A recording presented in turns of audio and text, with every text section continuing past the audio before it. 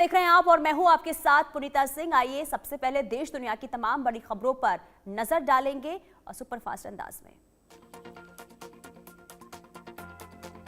जम्मू कश्मीर के श्रीनगर में जोरदार धमाका हुआ। नौगाम पुलिस स्टेशन में हुए ब्लास्ट में 8 लोगों की मौत हुई, 29 घायल हुए। शव के टुकड़े 200 मीटर दूर तक जाके गिरे।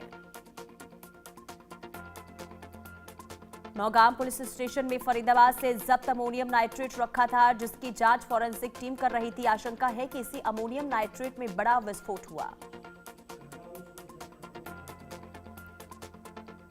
विस्फोट इतना जोरदार था कि धमाके से थाने का एक हिस्सा ढह गया। पार्किंग में खड़ी गाड़ियों में आग लग गई। आसपास के कई घरों को भी नुकसान हुआ।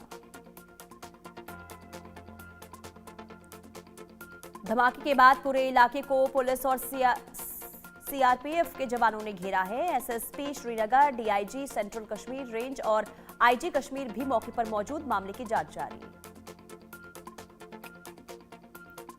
श्रीनगर में हुए ब्लास्ट का दिल दहला देने वाला सीसीटीवी वीडियो सामने आया है। धमाके के बाद आसमान काले धुएं और आग की लपटों में से घिरा दिखा।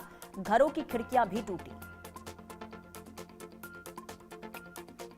श्रीनगर के उपायुक्त अक्षय लाबरू अस्पताल पहुंचे। नौगाम पुलिस स्टेशन के पास हुए विस्फोट में घायल हुए पीड़ितों से मुलाकात की।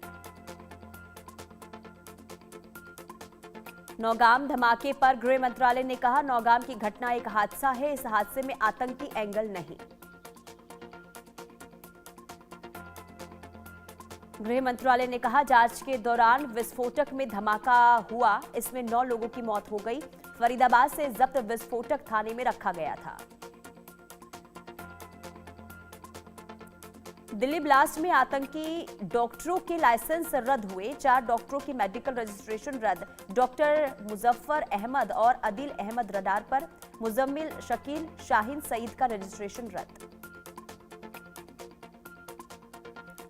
दिल्ली ब्लास्ट के मामले में एनआईए का बड़ा एक्शन। नूह के मेवात इलाके में ताबड़तोड़ छापेमारी। ब्लास्ट में इस्तेमाल हुआ अमोनियम नाइट्रेट मेवात इलाके से खरीदा गया।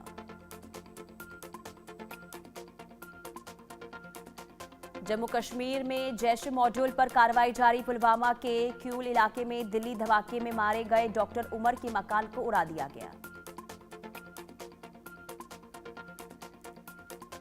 बिहार में एनडीए की शानदार जीत। सीटों पर आकर 200 पार, आंकड़ा 200 के पार पहुंचा। महागठबंधन ने 35 सीटों पर ही सिमटा।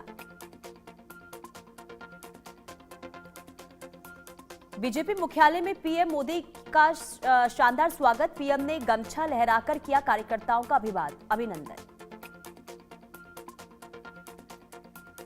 पीएम मोदी ने कहा, बिहार में अब जंगलराज की वापसी नहीं होगी। लाल झंडे वालों का आतंक खत्म हुआ। ये परिणाम वंशवाद की राजनीति के खिलाफ।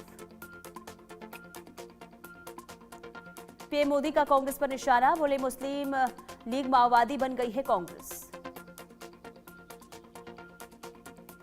दिल्ली में बीजेपी संसदीय दल की बैठक हुई। पीएम मोदी की अध्यक्षता में बिहार में सीएम और डिप्टी सीएम फेज पर मंथन हुआ। पटना में आरजेडी की बैठक आज। हार के कारणों की समीक्षा करेगी आरजेडी। आरजेडी सिर्फ 25 सीटों पर सिमटी। एलजेपी के राष्ट्रीय अध्यक्ष चिराग पासवान ने जीत पर कहा, महागठबंधन अहंकार में डूब गया। डबल इंजन की सरकार एक ईमानदारी के साथ आगे बढ़ रही है। बिहार बीजेपी प्रभारी विनोद तावड़े ने कहा, बिहार की जनता ने इस बार जातिवाद को दरकिनार कर विकास के लिए वोट किया। राहुल तेजस्वी लोगों को जातिवाद के नाम पर बांटने में नाकाम रहे। बीजेपी 16 नवंबर को बिहार के सभी जिला मुख्यालयों में जीत का जश्न मनाएगी। जनता आभार करेंगे बीजेपी के कार्यकर्ता। बिहार में एआईएमआईएम की 5 सीटों पर जीत। अमौर, बहादुरगंज, जोकीहाट, बसही और कोचाधामन में जीती एआईएमआईएम। एआईएमआईएम की 5 सीटों पर जीत पर असदुद्दीन ओवैसी ने कहा, हम सीमांचल का विकास करेंगे। ये बिहार की जनता का फैसला, हमें इसे इज्जत की निगाहों से स्वीकार करना है।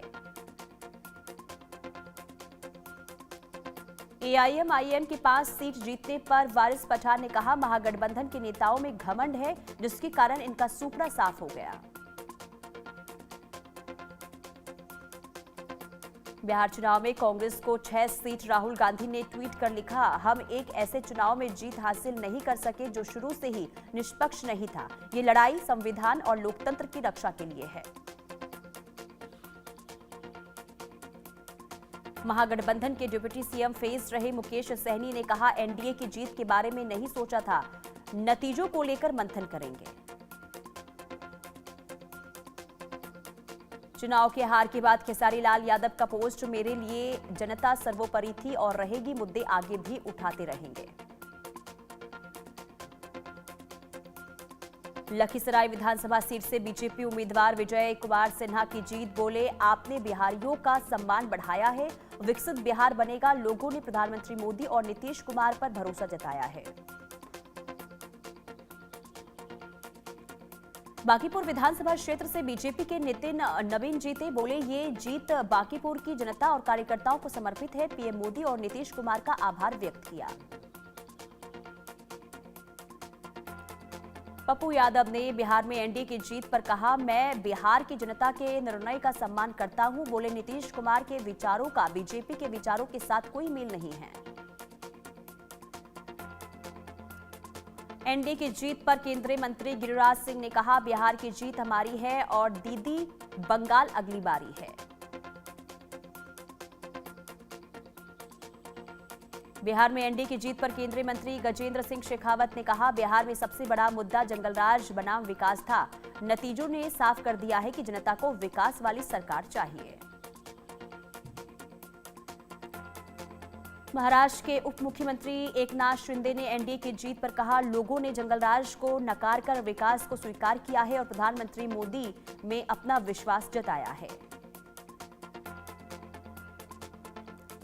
कोलकाता के बीजेपी नेता दिलीप घोष ने कहा, बिहार के नतीजों से टीएमसी डरी हुई है। प्रधानमंत्री मोदी ने संकेत दिया है, अब बंगाल की बारी है, यहां बदलाव जरूरी है। स्वतंत्रता सेनानी बिरसा मुंडा की 150वीं जयंती, संसद परिसर में राष्ट्रपति मुर्मू, उपराष्ट्रपति समेत केंद्रीय मंत्रियों ने श्रद्धांजलि दी। प्रधानमंत्री मोदी ने बिरसा मुंडा जयंती और झारखंड स्थापना दिवस पर शुभकामनाएं दी और कहा कि अवसर जनजातीय समाज की गौरवशाली परंपराओं, उनके साहस और देश के लिए दिए गए बलिदानों को स्मरण करने का है।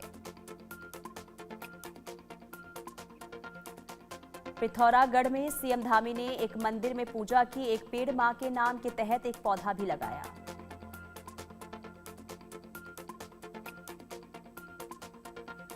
लखनऊ में मुख्यमंत्री योगी आदित्यनाथ ने विश्व कप विजेता भारतीय क्रिकेटर और डीएसपी दीप्ति शर्मा से मुलाकात की। कोलकाता के एजरा स्ट्रीट स्थित इलेक्ट्रॉनिक गोदाम में भीषण आग लगी, दमकल की कई गाड़ियां मौके पर मौजूद, आग बुझाने की कोशिश जारी। गुरुग्राम के सेक्टर 29 के बसई गांव में लगी भीषण आग, फायर ब्रिगेड की 18 गाड़ियों ने आग पर काबू पाया, किसी के हताहत होने की खबर नहीं।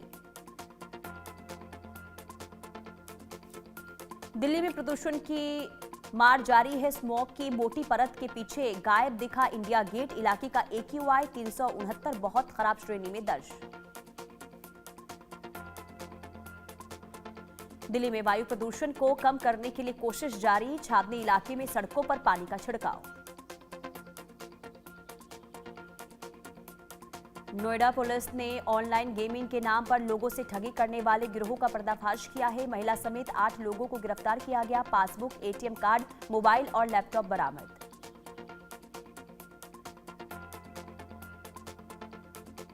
कोलकाता टेस्ट मैच में भारत के जसप्रीत बुमराह 5 विकेट लेने में सफल रहे, बुमराह ने वसीम अकरम को महा रिकॉर्ड अपने नाम किया। श्रीलंका दूसरे वनडे में 8 विकेट से हारा, पाकिस्तान को सीरीज में 2-0 की बढ़त, बाबर ने 2 साल बाद शतक जड़ा, श्रीलंका ने पहले बल्लेबाजी करते हुए 288 का स्कोर बनाया। 14 साल के वैभव सूर्यवंशी ने अमेजन एशिया कप में 32 गेंद पर शतक लगाया, इंडिया से खेलते हुए यूएई के खिलाफ 42 गेंद पर 144 रन की पारी खेली, यूएई की टीम 149 रन ही बना सकी।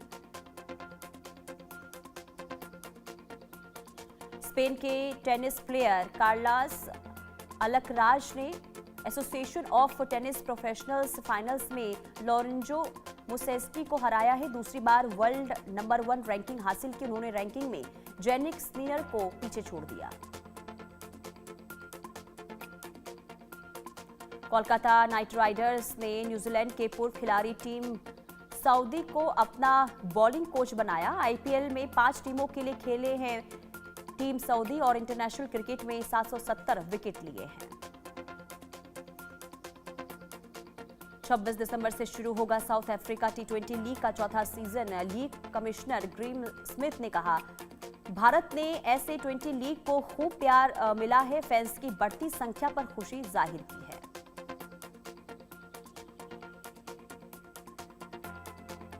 एक्टर राजकुमार राव पिता बने। शादी की चौथी सालगिरह पर पत्नी पत्रलेखा ने बेटी को जन्म दिया। सोशल मीडिया पर खुशखबरी शेयर कर कहा, भगवान का दिया हुआ सबसे बड़ा आशीर्वाद है।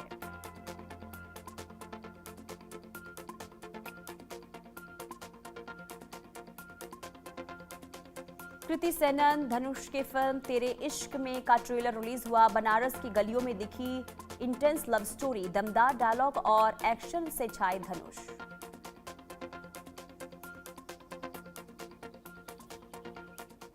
और चलिए आगे बढ़ते हैं। बड़ी खबर का रुख करेंगे। दिल्ली धमाके के बाद एक्शन